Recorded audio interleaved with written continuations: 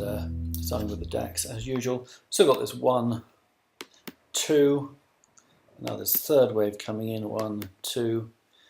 I still count this as a, well, 1, 2, maybe 1 of 3. Well, too many 1s and 2s here at the moment. We need to see something a bit more dramatic. 11.2 remains the target. As I said on Tuesday's report, we had key support around here from 2 parameters. We have got the break below the triangle here, so we could see a retest. That would be quite a big rally, in fact. Have to see how that pans out. Let's go down at the 2-hourly chart. So this is wave 3 as I'm counting it. 1, 2, 1. And so far an A, B, C, and possible target around that trend line there, which is the break of the triangle. So maybe we're going to see a B wave and then a C wave. That would fit in quite well, and then a faster decline coming in. We have expiry next week. That might all time quite well with expiry in about a week's time, with acceleration after that's out of the way. Right, FTSE is rather clearer in this case, in that this is the C wave. Then we've got a clear 1, clear 2, and a 1, 2, 3. Possible 4, 5 there for wave 3, with wave 4 now coming in.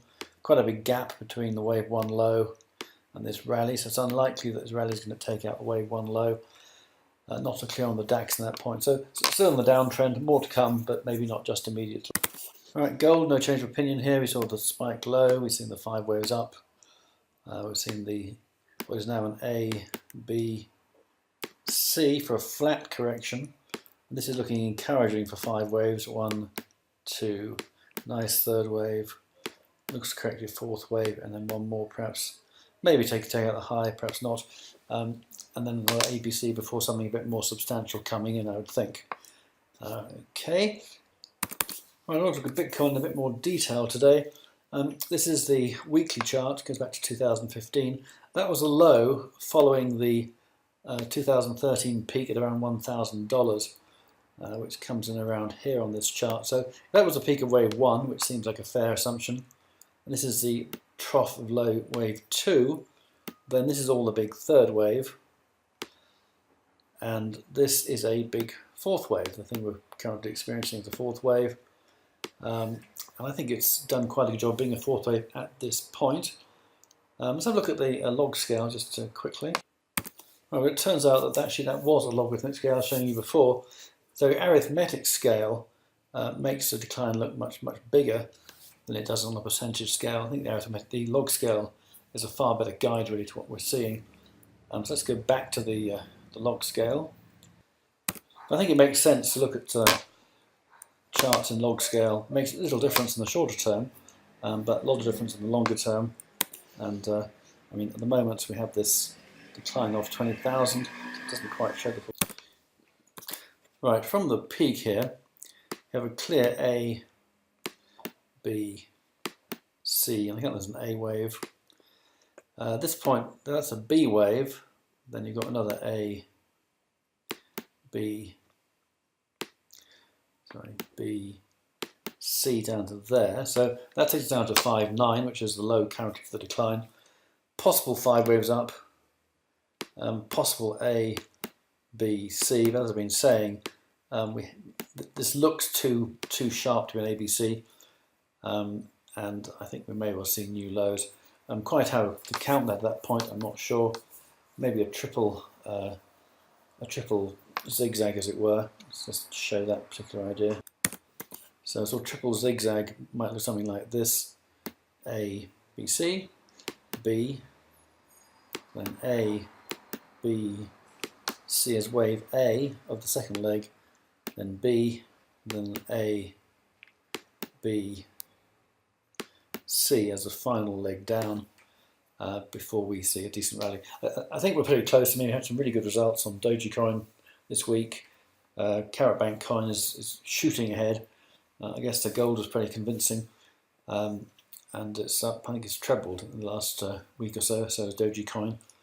So those two coins, I happen to have 1 million plus of each of those, but we're still in the doldrums with many other coins.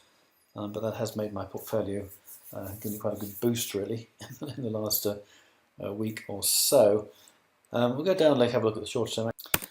Right, so looking at the action since this low at 5772, A, B, C, B, then a C, that's a wave A, so that's a wave B, followed by an A, a B, now this is a wave A, a B, and then a C coming in to finally take us to the lows, I believe. Of course, we're seeing what we see at that point, but right now, I think the downside beckons. I would say that 5,000, 5,500. I mean, perhaps where wave A equals C, so you've got 7,4 down to 6,2, 1,200 points.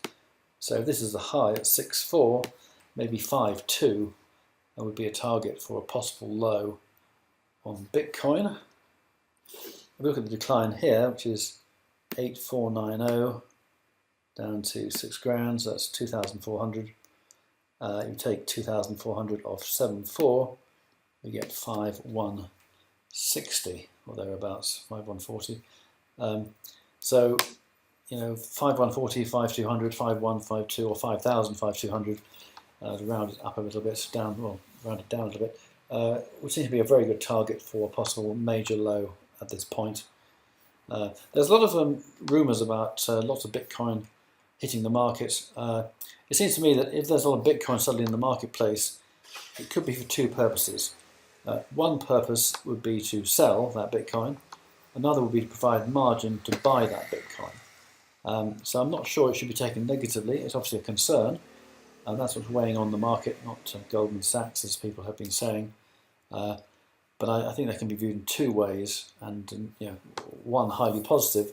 And I think certainly what I've been hearing, a lot of people are now thinking that we're at a key low and want to get involved at those levels. So I think there's a fair case that once this, well, if we do see another decline, that may well be it.